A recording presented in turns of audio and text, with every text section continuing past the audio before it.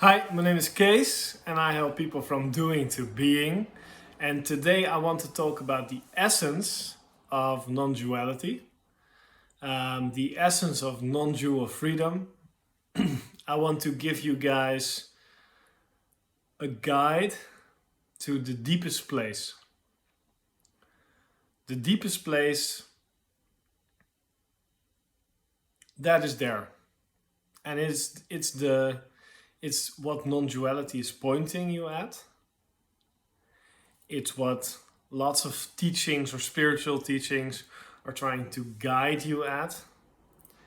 It's a very powerful and very beautiful experience that you can start to explore for yourself. And through that exploration, you can find your essence.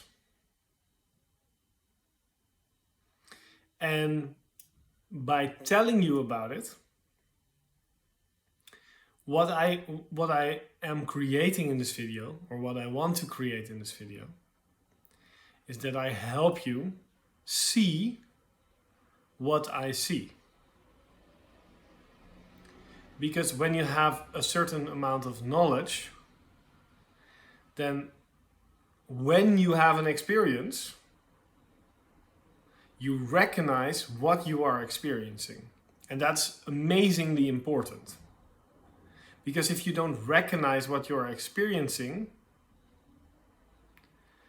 then you can go on searching and searching and searching, as a lot of spiritual seekers are searching. They keep watching different YouTube videos, which I still do, but for fun, not to search for the truth, right? But there's this searching energy. And this searching energy is because you haven't found your essence, yourself. You're not clear about who you really are, how you really are, what you really are. And this is something where I can talk about that, but it's more powerful, way more powerful, to show you that. Okay, so that's what I'll attempt to do in this video. So, first of all, I want you to verify this in your experience. So close your eyes for a second. And as you close your eyes, what just happened is 90% of the input which you get visually is taken away. 90% of your brain is focusing on a certain input it gets. So when you no longer get that input, when you close your eyes, it's easier to talk you through this experience. So, what are you experiencing now? So, maybe you still see something in your mind's eye, or in your, or whatever. Maybe you're still seeing something, a sort of darkness, or a sort of small lights, or whatever. And you're feeling your body, wherever the body is. Maybe you're experiencing sensations through the 5 senses of the body, like seeing is.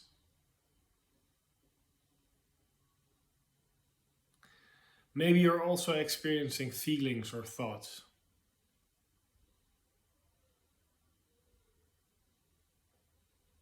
But there is a space.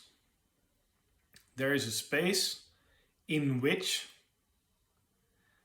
you are aware, or you're experiencing thoughts, emotions, feelings, sensations of the body itself, and the sight of the video when you open your eyes at the end of this experience. So there is this experience.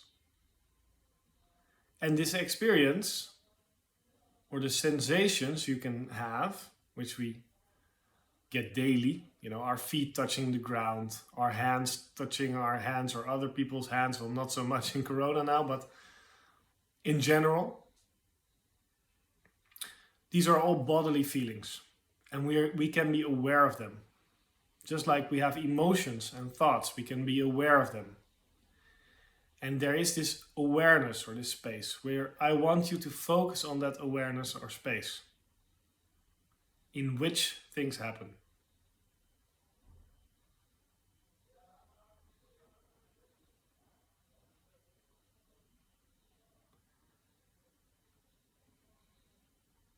This awareness or this space in which things happen and seem to happen randomly, because there is no control over the outer world. There is no definite control of the body. There is no definite control of thoughts or feelings. Yes, we can feel, we can think, we can do, we can act. But we don't have total control. Whether somebody else triggers us, it's just like breathing. We can breathe, but if we don't consciously breathe, the body's still breathing. So, what our deepest place is, or what our essence is this place where we are aware of everything. We're aware of the world. We're aware of the body. We're aware of the thoughts, the feelings, maybe the intuition, or even the energy. Maybe we can feel some sort of energy.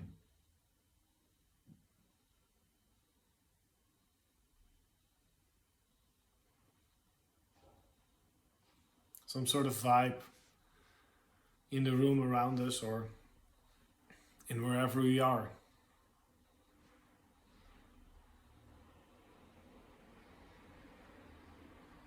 What we are basically is this awareness.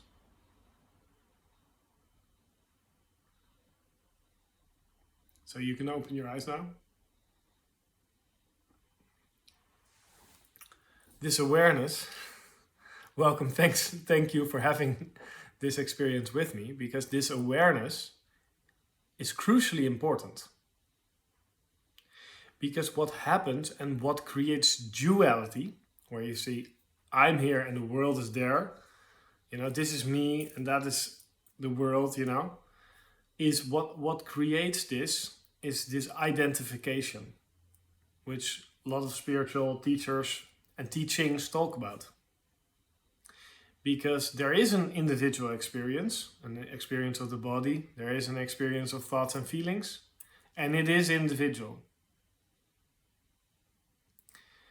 And because of this individual experience, we can identify with that and think we are an individual, but we are not.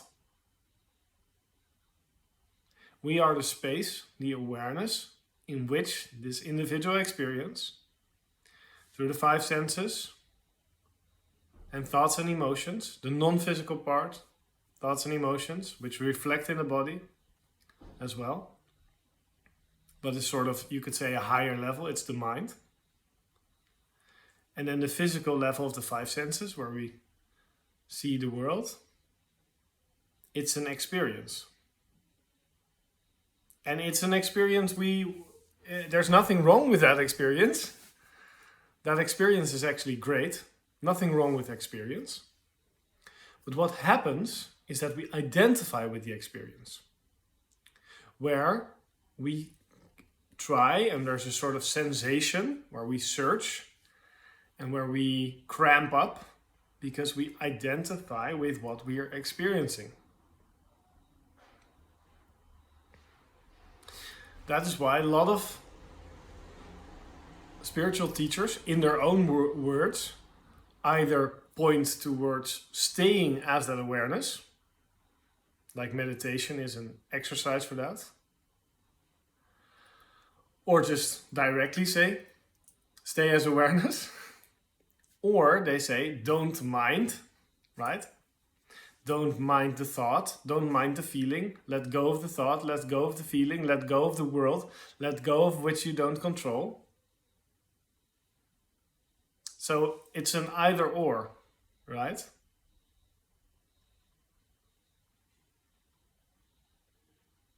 And you can go even deeper and saying, because we are aware of thoughts, feelings, and the world and the body, and without awareness, we don't have an experience of the body or the world. We can say that the body and the world is awareness as well.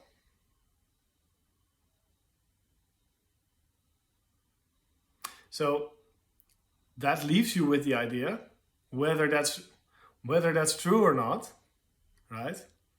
That leaves you with an idea that it's best to stay as awareness and relax and let be what is. That's a meta idea. That's not an idea of just sit on the cushion all day and be zen. No, it's an idea of whatever wants to happen through the body, don't resist it. Whatever wants to happen in the world, don't resist it. Whatever wants to unfold in your thoughts and emotions, don't resist it. Embrace it. And by embracing it, what happens is there's a letting go, there's a freedom. And in that freedom, what we can find is a sort of relaxedness where we naturally elevate ourselves with better emotions. Our thoughts are freer, our actions are freer, our life becomes better. And we also act, we still act. We still go to our job or do our things. Maybe we are doing a different thing then. But the more we let go, the more we stay as awareness, the more the body and the soul and the individual experience and everything that is can unfold in the way that it naturally wants to unfold. It's a sort of, it's a sort of not discriminating or not.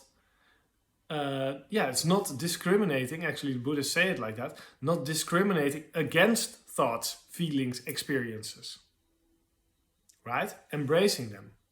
And of course we want to take action we want to embrace suffering and then take action not to suffer again, right? From a place where we let that action naturally occur instead of trying to force it, right? Trying to control it. Now, instead of controlling it, staying as awareness, knowing what is best, can come in, and we see automatically when we stay as awareness that a new action arises towards that which is best. We are inspired. We don't have to have a negative motivation. We don't have to hit ourselves to get something done. No, we can stay in awareness, follow the inspiration. If it's a true inspiration, if it feels good, it will happen. If it feels really well for us to protest against suffering, we protest. If it feels really good to take action against suffering, we take action. If it feels really good to write a blog post about it, write a blog post. Totally fine. But the essence of all non-dual teachings, the essence of your reality as well, is you are awareness. And when you stay as awareness and you don't identify with that which you are not, thoughts, feelings, the world, etc., then you are free, then you are relaxed, then everything falls into place.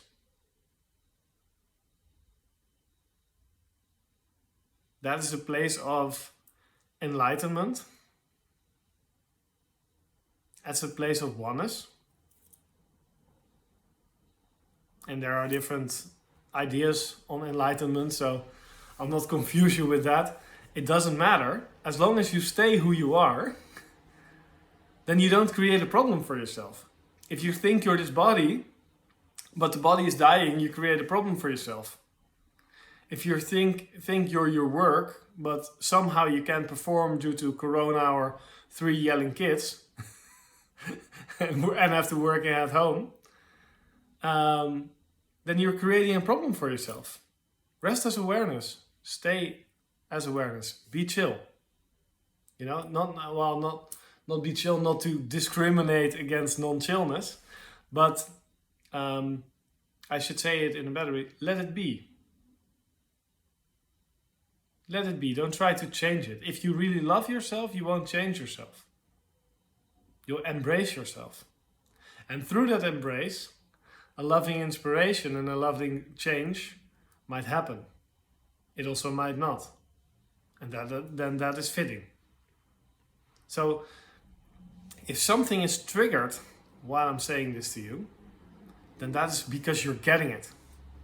Because the identification, the personal investment in the identification is getting triggered. Because we've invested so much to try to control this illusion of control. Try to grab onto whatever we think we are and mold it into something which we think is good versus something which is not good.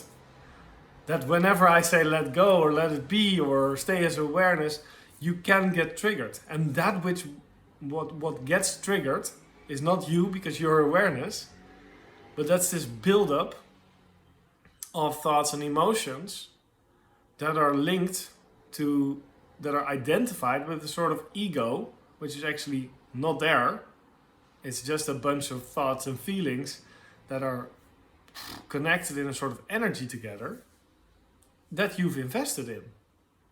When you let go, you experience that freedom. And you can slowly, through time, bits and pieces, you can let go of the ego. And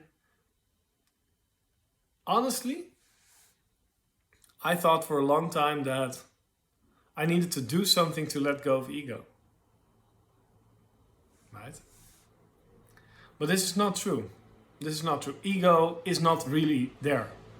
So if we don't identify again with thoughts and feelings, if we don't step into our energetic patterns, which is a sort of that we're used to doing it in a certain way, if we don't do that anymore and we just stay as awareness, then automatically all these things start to fall apart. Our ego starts to fall apart.